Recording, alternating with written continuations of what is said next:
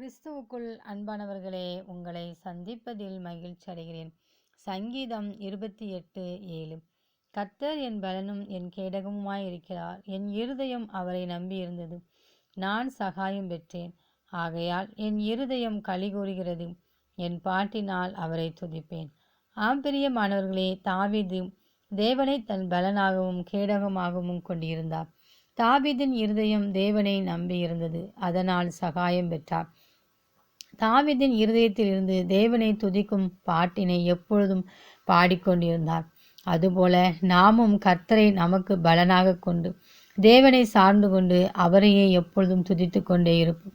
தேவன் நமக்கு முன்பாக சென்று காணப்படுகிற அனைத்து தடைகளையும் நீக்கி நமக்கு நன்மைகளையும் அதிசயங்களையும் செய்து நம்மை மகிழ பண்ணுவார். ஆமேன்.